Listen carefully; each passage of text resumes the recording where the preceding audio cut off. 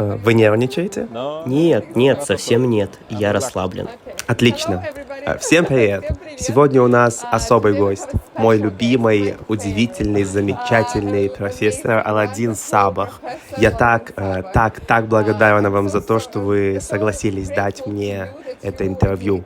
Это мой первый опыт. Конечно, в любой момент. Итак, во-первых,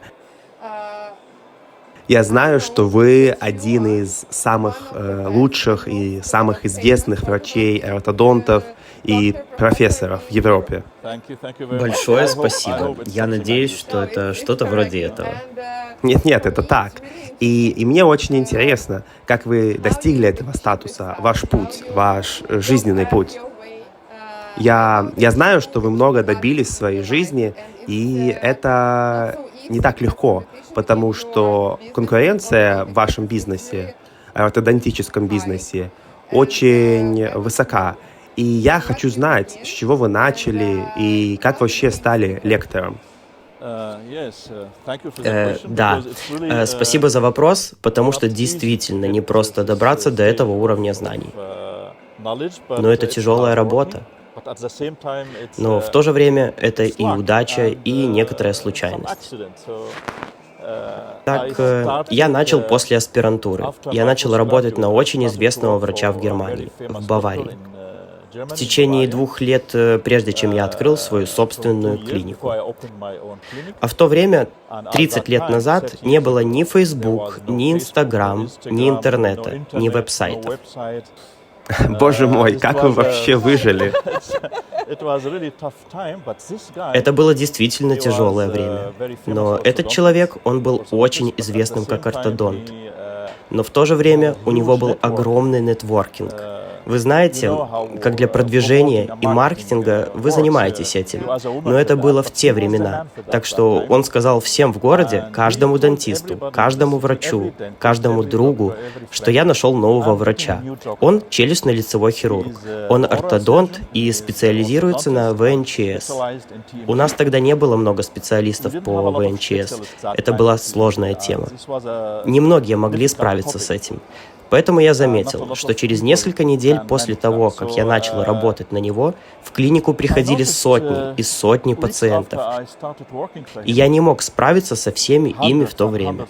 Я сказал ему, его зовут Шенбергер. Это очень здорово. У нас так много пациентов, но я не могу лечить больше 100 пациентов в день. Это невозможно. Поэтому мы перестали принимать новых пациентов. Врачи, которые направляли к нам пациентов, расстроились, потому что он обещал пациентам, что есть новый метод, есть новый врач. Мы можем помочь вам, мы можем уменьшить вашу боль, но он больше не принимает пациентов. Итак, у нас возникла большая проблема. Решение было. Сказал он мне, давай обучать этих докторов, лучших докторов, которые направляют к нам пациентов, как пользоваться этим новым методом. Так что это был мой первый курс. Просто случайно, просто потому, что это было необходимо.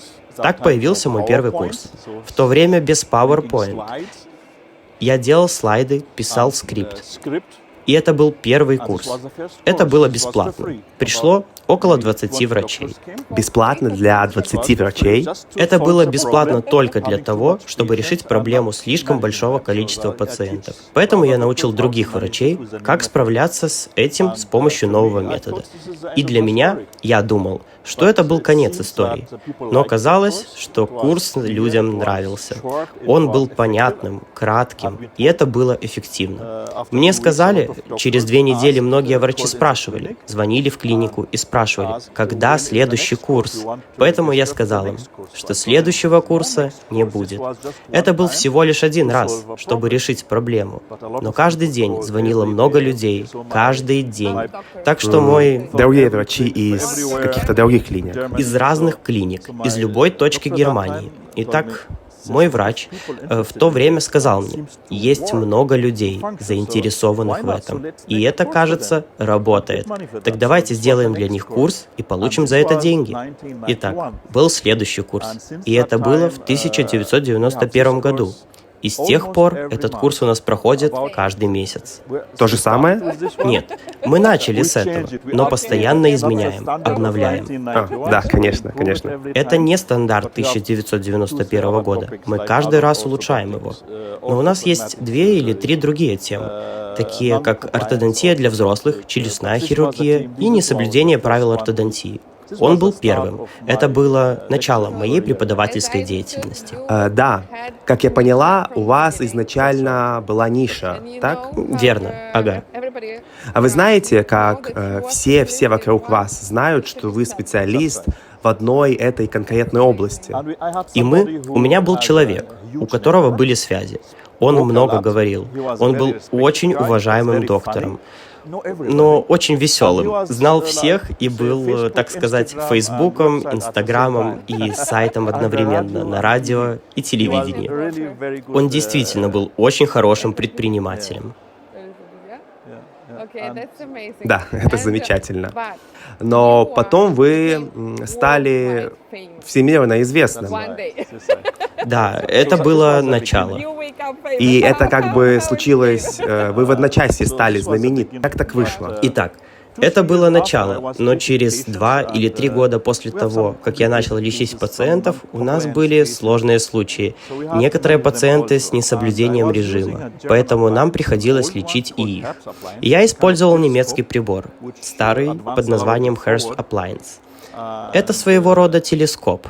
Выдвигающий вперед нижнюю челюсть, это был хорошо функционирующий аппарат, но слишком громоздкий, слишком жесткий. Поэтому я попытался улучшить этот прибор, сделал поменьше, вставил пружину внутрь. Так что это было прогрессивно и только для моих пациентов. И тут один мой знакомый, который тоже ортодонт. Я направлял к нему 2 своих пациентов в другой город. Он посмотрел на этот прибор и очень удивился. Позвонил мне и сказал, что это? Я никогда не видел такого аппарата, ортодонтического аппарата.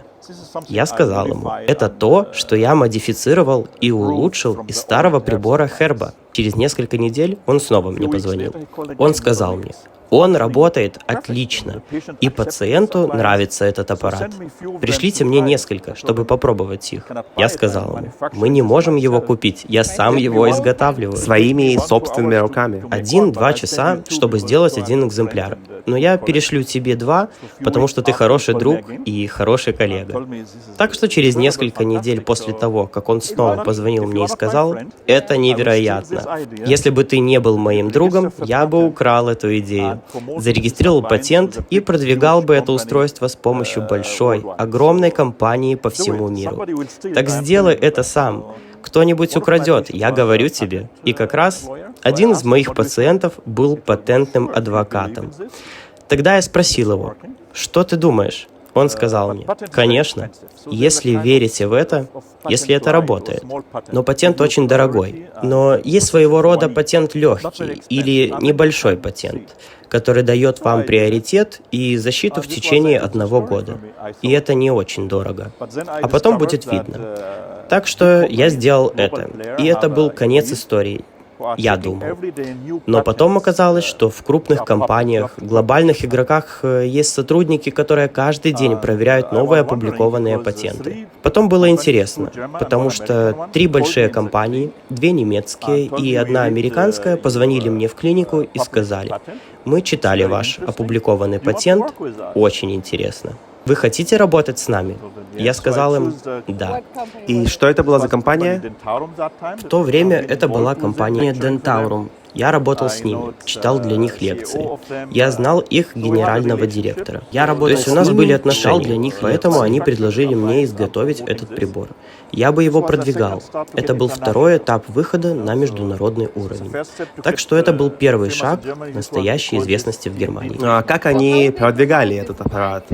И это фантастично, точно и действительно креативно. Я как бы о другом вашем аппарате мы поговорим чуть позже. Но прежде всего, как вы продвигали этот? Только в каталог занесли, или вы путешествовали и... Нет, мы путешествовали. У нас были исследования на эту тему и статьи. Поэтому нас приглашали на всемирные конгрессы. Мы читали об этом лекции, и люди заинтересовались. Так как это было хорошее, простое решение для сложных случаев. А затем мы отправились по всему миру, чтобы научить наших коллег этому, провести курсы, обучающие семинары, практические занятия, чтобы научить врачей, как использовать этот прибор. Итак, я путешествовал, может быть, 15-20 раз в год. Значит, тогда не было такой конкуренции? Конкуренция была, но в то время это было нововведением. Об этом стало известно только через несколько лет. Некоторые компании сделали копию этого, некоторые из них также проиграли. Мы подали на них в суд, и они проиграли. Даже крупные компании, потому что это была точная копия моего устройства. Но некоторые другие компании делают что-то подобное. Но в то время, когда мы начинали, это была инновация. Ни у кого не было ничего подобного. И это помогло мне быть известным во всем мире. Так что это был первый патент. А так известно, успех — это сладкое чувство. И когда вы почувствовали это один раз, вы становитесь зависимыми.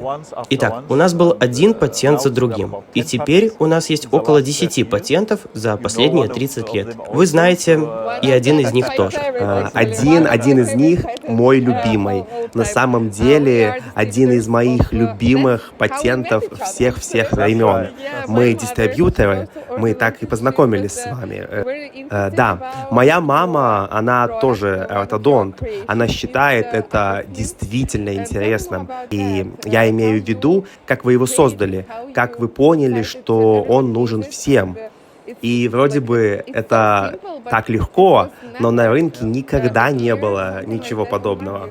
Да, потому что, как я уже сказал, я начал свои курсы и чтение лекций с лечения ВНЧС. А ВНЧС — это височно-нижнечелюстной сустав.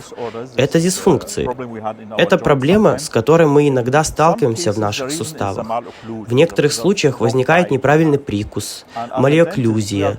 А нас, стоматологов, в университете учили улучшать прикус с помощью акриловой шины.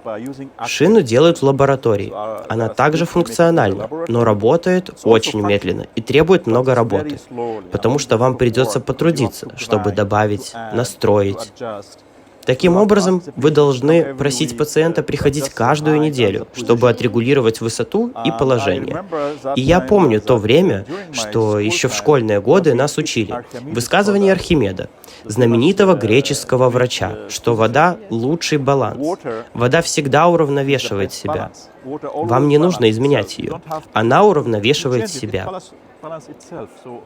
Поэтому возникла идея, зачем использовать акрил и регулировать его вручную, если вода может сама регулировать высоту. Итак, идея, как говорят, это самая простая идея. Но иногда самые простые вещи — самые лучшие, сказал однажды Леонардо да Винчи. Простота — это высшая форма сложности. Так зачем усложнять, если можно сделать проще? Вот у нас была такая же идея. Вроде акриловая шина, но она не из акрила. Это вода, соединенная с трубкой. Так и у больного. Когда он надкусывает ее, вода может переходить с одной стороны на другую. Мы называем это эффектом аквабаланс. Он регулирует высоту и перебалансирует два сустава. Поэтому он снова занимает новое положение. Таким образом, в этой ситуации боль исчезает. Это спасло мне жизнь. Когда я была беременна, я думаю, что это было немного похоже на бруксизм ночью. Или, может быть, из-за беременности немного... Это всегда многофакторно. Точно. И я просто поставила его один раз. Или не один. И это помогло мне. И я тогда я была уверена, что мы продаем действительно отличный продукт. Вам большое спасибо. Большое. На здоровье. Да. А сейчас действительно провокационный вопрос. Хорошо, удивите меня.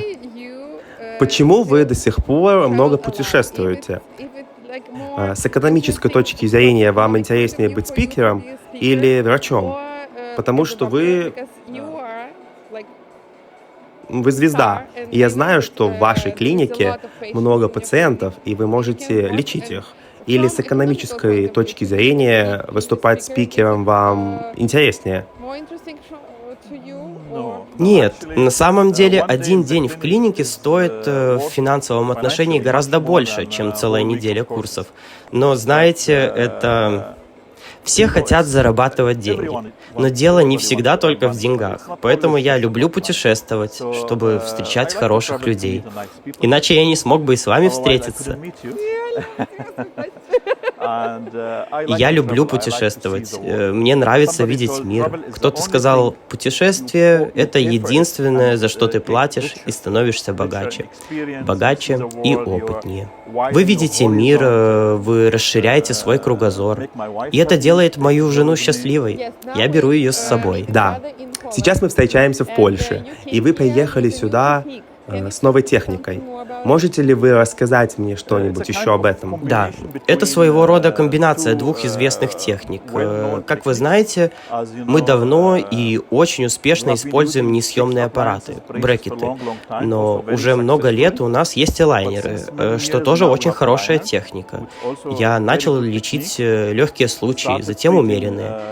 Теперь мы лечим и сложные случаи, но с некоторыми проблемами, которые приходится преодолевать.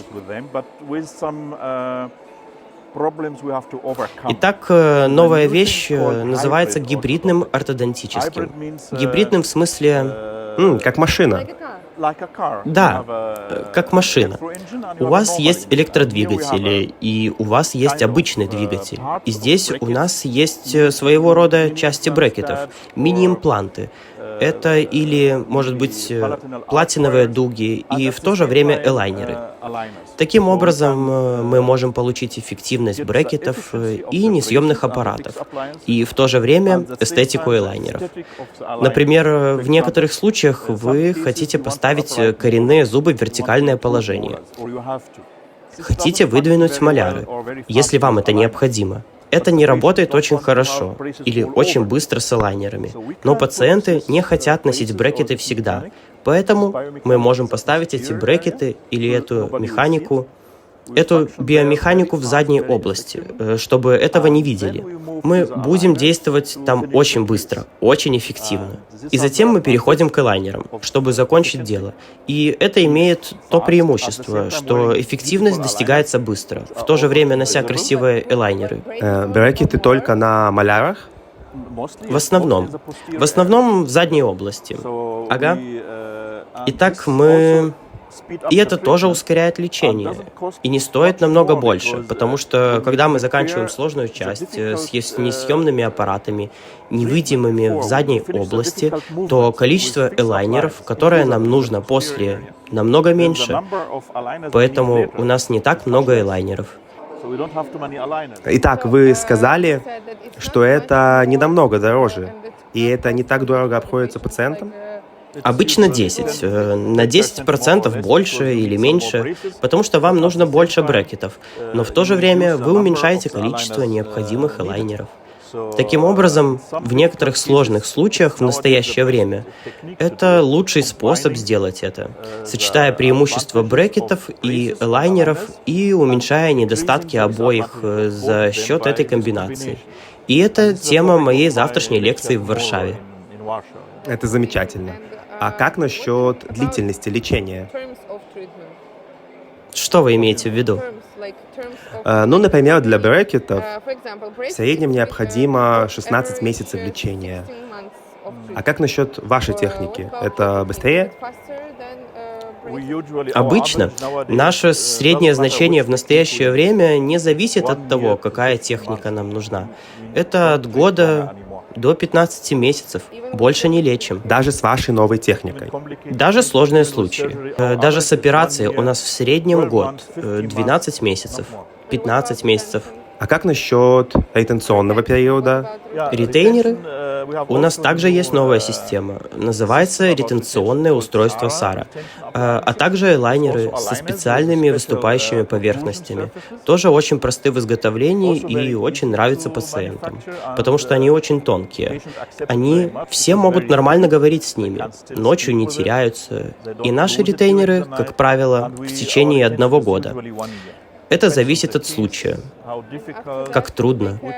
Вы делаете ретейнеры постоянные или как? Зависит от случая, но примерно в 80% всех наших случаев постоянный ретейнер очень тонкий. Мгм. Сейчас немного в тему стоматологии. Но мне очень интересно, что бы вы сейчас порекомендовали врачам, потому что я помню, что мы обсуждали ситуацию с молодым врачом, чья работа и бизнес пострадали из-за COVID. И вот когда все становится ближе к норме, что вы думаете? Какой сейчас самый эффективный маркетинговый инструмент для продвижения? Для врача, который хочет стать, допустим, таким же лектором, как вы. Да, как мы знаем, всегда будет человек, которому нужны 2 ноги, чтобы бегать и ходить. В противном случае он останется на одном месте. Верно. Также эта концепция и для бизнеса. Первая из них — это трудолюбие и хороший результат. И вторая — нетворкинг и продвижение. Но в этом моменте вы лучше меня разбираетесь. Ну и мы пытаемся делать это. Есть 2 вида продвижения. Один из них — социальные сети. Вы не можете этого избежать. Это действительно очень успешно. Таргетинг, получить обратную связь, использовать Facebook, Instagram. Итак, из способов продвижения — это социальные сети, а другой — устная пропаганда. Наладьте свои связи в вашем районе.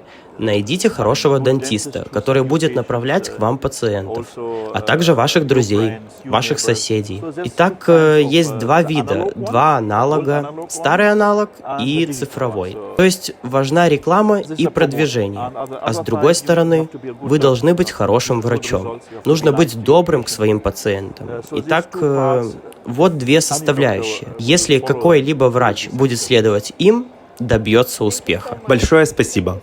Большое спасибо за ваши ответы. Желаю вам отличной, успешной лекции завтра. Большое спасибо. К сожалению, я не смогу там завтра быть, но я буду в Праге, чтобы увидеть ваше выступление.